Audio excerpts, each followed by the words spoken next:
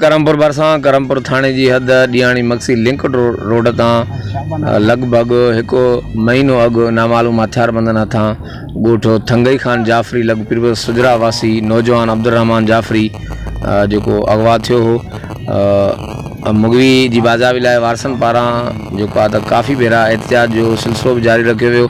अॼु बि मुगवी जी बाज़ाबी लाइ वारसनि पारां इंडस हाईवे ते धरणो हयो आहे। ये एहतिजाजी कैंप है जिते असां इंडस हाईवे ते वेठा आहियूं। असां सां मौजूद आहिनि मुगवी नौजवान जा वारिस। अचो त उन्हनि सां ॻाल्हि ॿोल। साईं मुगवी अब्दुर्रहमान जाफ़री असां वारिस अॼु सेकंड टाइम जेको असां रोड ब्लॉक कयूं था बगन खान बाज़ार जे लाड़े वटि। हिन खां अॻु में बि असां ईद खां पहिरियां रोड ब्लॉक कयोसीं, जंहिंमें असांजा मौज़िज़ जेके हद जा SHO साहिबान उहे आया ऐं DSP तंगवानी सरदार चांडियो साहिबु आयो। उन जी असांखे मुतमइन कयो त तव्हांखे असां हफ़्ते जे अंदरि जेको मुगवी बाज़ाब कराए ॾींदासीं। उन जे बावजूद बि अॼु ॾींहं ताईं असां काफ़ी भेरा वियासीं करमपुर थाणे ते SHO साहिब सां मिलियासीं ऐं DSP सां मिलियासीं। कोशिशि कईसीं SSP कश्मीर सां मिलण जी, पर उते एतिरी ख़ासि तरफ़ा असांखे रिस्पॉन्स न मिली ऐं उते असांजी मुलाक़ातूं न थी सघियूं। हाणे बि असां मजबूर थी करे असांखे जेका रोड ब्लॉक करण जो जेको असां क़दम खयो आहे उन जो मेन रीज़न इहो आहे त असांखे का रिस्पॉन्स पुलिस जे तरफ़ां गवर्नमेंट जे तरफ़ां या जेके मुख़्तलिफ़ इदारा आहिनि या रिस्ट जेके वसवारा आहिनि उन जे तरफ़ां असांखे मुतमइन न कयो वियो आहे ऐं न असांजो मुगवी बाज़ाब्ती असांखे मिलियो आहे। हाणे बि असां सुबुह खां वठी हिते रोड ब्लॉक में वेठा आहियूं ऐं असां उन वक़्त ताईं हे रोड ब्लॉक थींदो ब्लॉक रहंदो जेतिरे ताईं असांजो मुगवी अब्दुर्रहमान जाफ़री असांखे बाज़ाब्ती न मिलंदो। इन सां गॾो गॾु असां हिन वक़्त बि वरी बि SHO करमपुर, DSP तंगवानी सरदार शाह, SSP कश्मीर इरफान समू साहब के वरी भी ॿीहर रिक्वेस्ट था कयूं ऐं पुरअमन एहतिजाज जे तौर ते असां वरी बि असां मुअद्दबाना अर्ज़ था कयूं त असांखे असांजो मुगवी बाज़ाब कराए ॾिनो वञे, न त हीअ असांजो अॼु जो जेको प्रोग्राम आहे, अॼु जो जेको रोड ब्लॉक आहे, इहो असांजो उन वक़्त ताईं जारी रहंदो जेतिरे ताईं असांखे मुगवी एहतिजाज करणु अॼु असांजी मजबूरी आहे। तक़रीबन 14 तारीख़ ते अॻिले महीने जे में छोकिरे खे अब्दुर्रहमान खे PS करमपुर खां 1.5 किलोमीटर जे मुफ़ासिले ते उत्तर तरफ़ खां खणी आहे ॾींहं जो 1:30 बजे। कॾहिं बि को माण्हू अगवा न थियो आहे। जेके बि जवाबदार आहिनि माइन जवाबदार खे असां गिरफ़्तार करे 21 तारीख़ ते पुलिस जे हवाले कयो आहे। उन नाला बि ॾिना आहिनि। जेको जवाबदार उन सां गॾु संदकी आहिनि, जंहिंजे हथ ते आहे हिन टाइम मुगवी, उहो बि 2 किलोमीटर जे मुफ़ासिले ते करमपुर थाणे जे हद ते हिनखे पके में कचे में बि न आहिनि, पके में आहिनि। उतां त मोटरसाइकिल ते वञी बि उहे जवाबदार पकिड़े सघे थो। बहरहाल जहिड़े टाइम चऊं था मुआविज़ खे, मुआविज़ चए थो त मूंखे चैन नथा मिलनि, हे शइ नथो मिले, रुॻो छड़ो खामखा बहाना करे थो। असां अॻ में बि रोड ब्लॉक कयोसीं, उन ब्लॉक करण जे बावजूद हिते आया, इहे कूड़ा वाइदा कयूं त असां तव्हांखे हफ़्ते जे अंदरि तव्हांखे माण्हू मोटाए ॾींदासीं।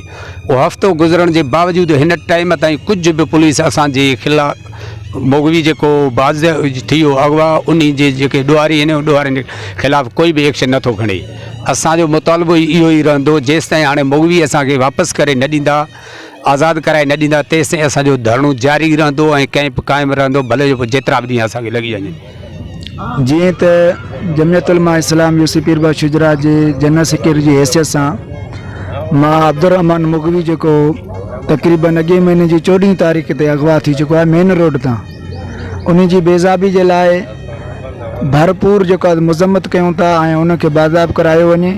अॻे बि जेको आहे धरणो आयोसीं, ॻाल्हियूं थियूं, मगर पुलिस मुकमिल नाकाम थी चुकी आहे। जेकॾहिं पुलिस जेको आहे त हिकिड़े रोड रस्तनि ते मेन रोडनि तां जेके माण्हू अगवा थियनि था उन्हनि खे नथी मोटाए सघे त पोइ उन जे लाइ तव्हां ऐं असां छा था चई सघूं। हक़ीक़त ॾिठो वञे त जीअण जंजाल थी चुको आहे आवाम जो।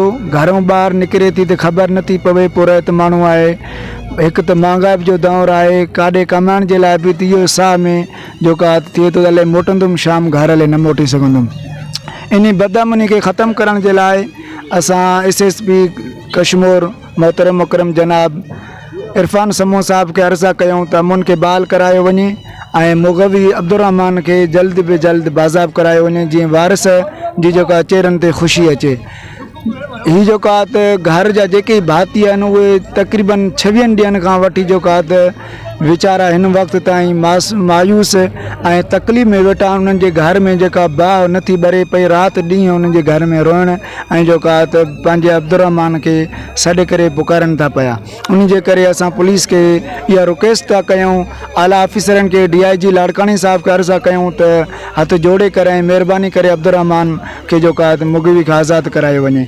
छा हीअ जेका पुलिस जी एतिरी बेवसी आहे, हिकिड़ी जेका त मुगवी खे महीनो गुज़रण वारो आहे, अगवा थियल आहे, जेको आज़ादु नथी कराए सघे, एतिरी बेवसी पुलिस जी, पोइ तव्हां असां इन जे लाइ छा था चई सघूं। उन जे करे असांजी अपील आहे SP कश्मीर साहब के तुंहिंजी हद खां हीअ जेका त अगवा थियल आहे, महिरबानी करे इनखे असल हक़ीक़त इहा आहे त ॾिठो वञे त असांजे ज़िले कश्मीर ईअं सम्झो सिंध में टॉप ते बदअमनी जे हवाले सां लिखियो वञे थो। कश्मीर न बणियो आहे पर हिकिड़ी ईअं सम्झो कश्मीर बणिजी वियो आहे। असां सिंध गवर्नमेंट खां हमेशह इहो मुतालबो कयो आहे त जेकॾहिं तव्हांजी पॉलिसी हिकिड़ी कमज़ोर आहे त हिते फ़ौजी ऑपरेशन करायो वञे। जॾहिं बि मुस्लिम लीग नून जी गवर्नमेंट ईंदी आहे त अमन अमान जे हवाले सां असां ॾिठो आहे तमामु बहितरी थींदी आहे। ख़ुशूसन असांजी सिंध में जेकी बदअमनी अगवाकारी वारो मसइलो आहे, इहा त बाक़ाइदे सां रुकिजी वेंदी आहे। एतिरी हद ताईं जो माण्हू पंहिंजे घरनि में को बि हथियार रखण लाइ तयारु न हूंदा आहिनि, लाइसेंस वारो हथियार लाइ बि परेशान हूंदा आहिनि, त इहो बि ज़ाहिर न कयूं। हाणे असां हिन सिंध गवर्नमेंट खां त एतिरो बेज़ार थी चुका आहियूं जो असांखे रोज़गार त न ॾिनो, रोड रस्ता त न ॾिनो, पर ही रस्तो जेको जंहिं ते असां सफ़र गुज़र ऐं अचण वञण कयूं था, इन तां बि असांखे इन ईअं सम्झो हटाए पंहिंजे घरनि ताईं वेहण ते महदूद कयो आहे। असां आला इदारनि खां ख़ुशूसन आर्मी चीफ ऐं सरबराह SI खां इहो मुतालबो कयूं था त तव्हां हिते को एक्शन वठो जो असां हिन अवाम खे, हिन पब्लिक खे को सुख जो साह खणणो पवे। ही ज़ालिम दरंदा जेके हिन इंसानियत जा दुश्मन आहिनि, जेके मासूम ॿारनि खे अगवा करनि था, जीअं मस्जिदनि मां चोरियूं करनि था, मस्जिदूं ई महफ़ूज़ न आहे त तव्हां असां छा महफ़ूज़ हूंदासीं, जंहिंखे इबादत गाह अलाह जो घर जंहिंमें क़ुर पाक रखिया आहिनि। तव्हां असां ॾिठो ई क़ुर पाक आहे, असां का शइ न ॾिठी आहे। असांजो आला इदारनि खां वरी बि मुतालबो आहे त असांखे हिन कश्मीर ज़िले में अमन अमान करे ॾिनो वञे। ऐं मुगवी अब्दुर्रहमान खे 26 ॾींहं गुज़री विया आहिनि, पर पुलिस हिन वक़्त ताईं को बि क़दम न खयो आहे। असां हिन वारसनि सां इन ॾुख में बराबरि जा शरीक बि आहियूं ऐं असां हिननि सां हमदर्दी तौरु जेको हिननि जो हुकुम हूंदो असां हिन सां गॾु हूंदासीं। जेकॾहिं कंहिं SP ऑफिस जे गेट ताईं धरणो थिए थो ऐं SP ऑफिस सां ताईं हली करे कुझु ॻाल्हियूं करणियूं पवनि थियूं, जेका बि शइ हिन जी हूंदी हुकुम हूंदो, असां इनशाअल्लाह इहो आहे त अब्दुर्रहमान सां गॾोगॾु ॿिया बि जेके मुगवी आहिनि उन्हनि खे आज़ादु कयो वञे। ख़ुशूसन अॼु जेको ही धरणो आहे उहो अब्दुर्रहमान जाफ़री जे हवाले सां आहे। असांजो SSP खां मुतालबो आहे त जल्द अज़ जल्द अब्दुर्रहमान खे बाज़ियाब कराए उनजे वारसनि मां मुगवी अब्दुर्रहमान जाफ़री जे वारसनि ऐं JUI जे अॻुवाणनि जो हिन एहतिजाजी कैम्प में चवणो त मुगवी अब्दुर्रहमान जाफ़री खे अगवा थिए 26 ॾींहं गुज़री चुका आहिनि। हिन वक़्त ताईं हद जी करमपुर पुलिस मुगवी जी बाज़ियाबी लाइ को बि संजीदगी जो तारुक न वरितो आहे। न ई जेको आहे जेके असां उनखे वारसनि जो इहो बि चवणो त असां जेके मुबैना तौर जेके जवाबदार आहे असां उनखे नाला बि ॿुधायासीं पुलिस, उन्हनि ख़िलाफ़ु सही नमूने सां कार्रवाई बि न कई आहे। असां तॾहिं मजबूर थी करे ॿिए भेरो इंडस हाईवे ते जेका रोड ब्लॉक करे रोड ते जेका एहतिजाजी कैम्प क़ाइमु कई आहे। हिन एहतिजाजी कैम्प में शरीक JUI अॻुवाणनि ऐं मुगवी जे वारसनि जो चवणो हो त जेसिताईं मुगवी अब्दुर्रहमान जाफ़री बाज़ियाब न थींदो तेसिताईं रोड ते एहतिजाजी कैम्प जारी रहंदी। कैमरामैन टीम सां गॾु जावेद उस्मान बिजरानी जो टिन वेब न्यूज़।